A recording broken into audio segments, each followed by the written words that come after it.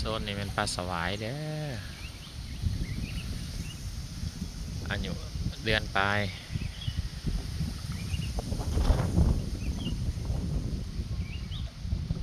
มันบ่ค่อยอยู่ผมกับปลานิลปานใด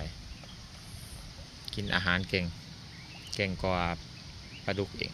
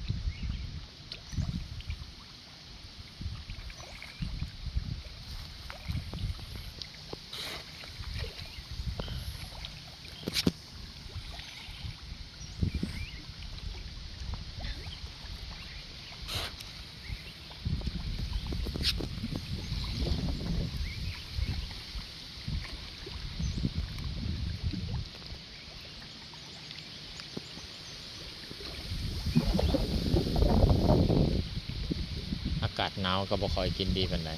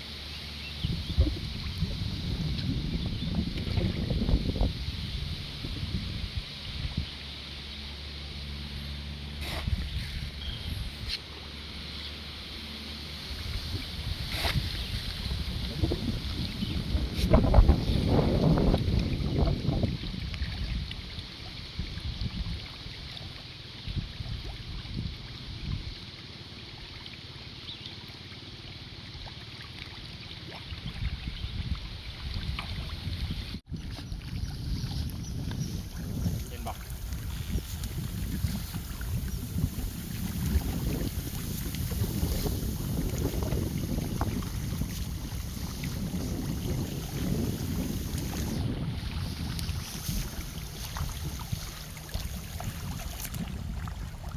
ปากเขาไม่รู้ไม่มีแตกฟุ้งฟ้องรอบกำลังมาแล้ว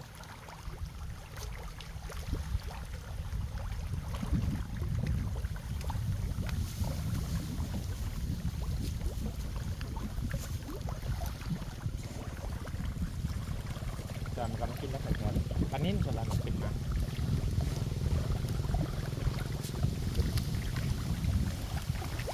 ปวดเบิ่งร้อน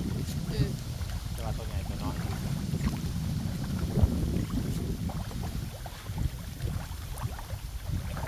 บ้านมาอีก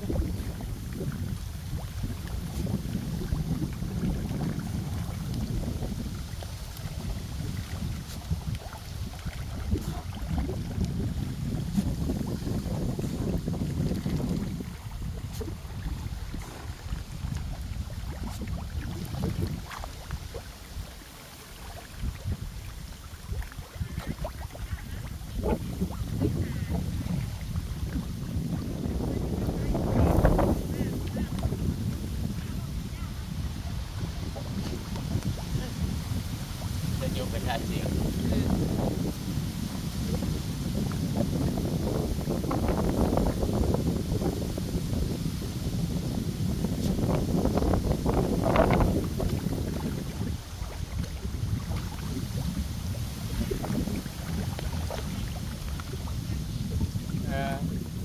จับไปก่อนหักเนี่ยไปเกลือจะบัวหยางไปนะ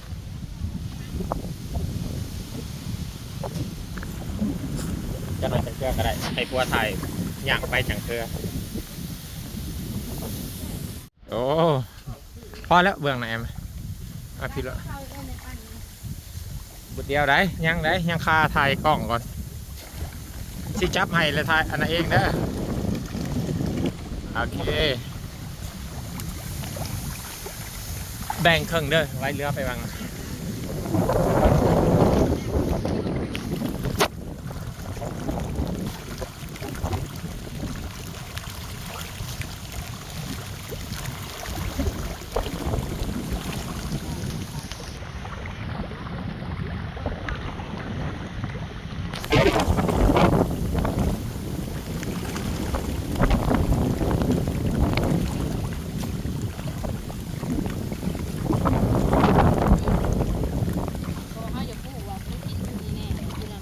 ไปรอดบอลมันกินเนี่ยอย่างไรบอลมันกินวางเกิดเป็นการพิสูจน์ไปได้แล้วไปแล้ว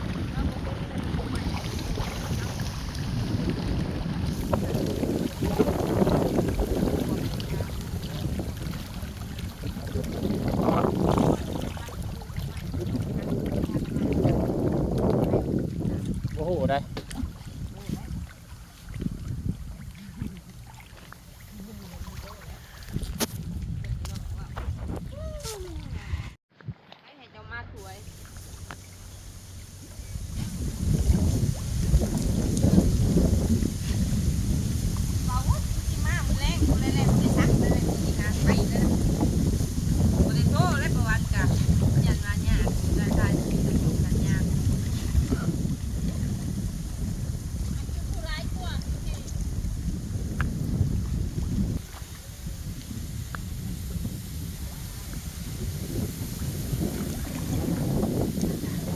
อยู่ฮะมีแต่โตใหญ่แมันบ่จังหน่อยมันมา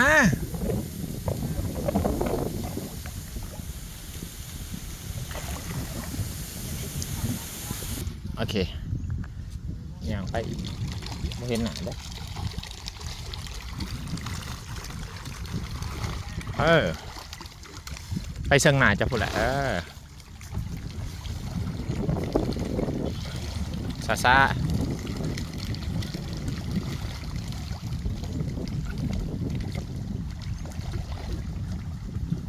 เมื่อเรียบร้อย